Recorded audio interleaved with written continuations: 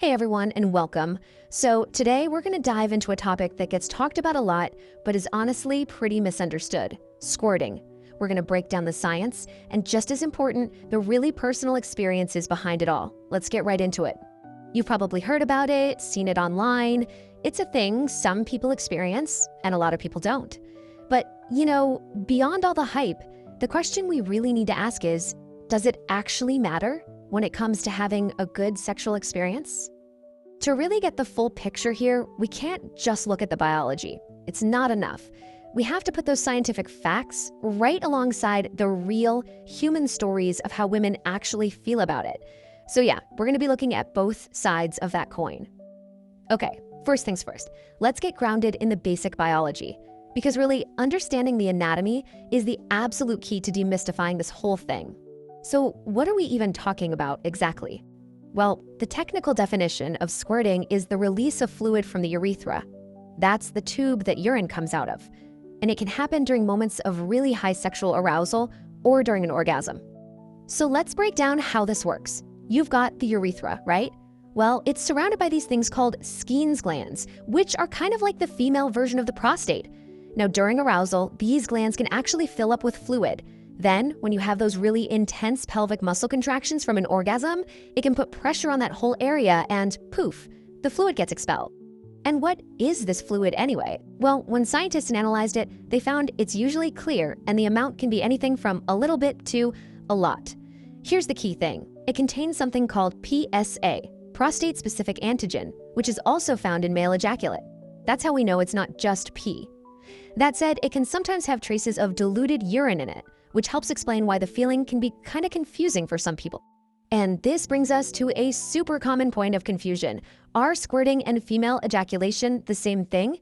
Well, the research is still ongoing, but it seems like they might be different.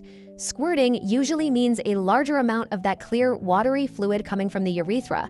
On the other hand, what some scientists call female ejaculation is often a much smaller amount of a thicker, milky-looking fluid that comes directly from those Skene's glands. Okay, so that's the biology, but let's be real. The science only tells half the story. The other half, and you could argue it's the more important half, is all about the lived experience. How do women actually feel when this happens? To figure this out, there was this really cool study in Sweden. The researchers didn't do lab tests or anything like that. They just sat down and listened. They talked to women who said they experienced squirting, and as they listened to these stories, some really clear patterns started to show up.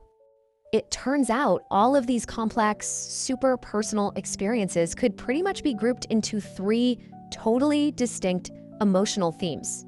Not one, not two, but three very different ways of feeling about the exact same thing.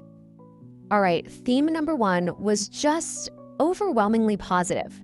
For these women, they described it as a sexual awakening. It was this amazing discovery that made them feel empowered, special, even proud. It was a really exciting and positive part of who they are sexually. Then you have the second group, and for these women, the experience was just fine. They basically said it was overhyped, or they felt pretty neutral about it. It wasn't really connected to their pleasure, and sometimes they didn't even notice it happened. For them, it just wasn't a big deal. And the third theme, well, this one was rooted in some pretty negative feelings. Women in this group felt embarrassed or ashamed or just confused. They were worried they'd peed or were anxious about making a mess, and these feelings were almost always tied to not having enough information or maybe a partner who reacted badly. So how can you have three completely different reactions to the exact same biological event? Why is that? Well, the answer is all about the human element, everything that's going on around the physical act itself. So what shapes how you feel about it? It's never just one thing, right? It's a mix of your own personal beliefs about sex, how well you communicate with your partner, how comfortable you are with your own body, and of course, all the messages we get from society about what's normal. And this brings us to the most important point of all. There is no single correct way to feel about this. Zero.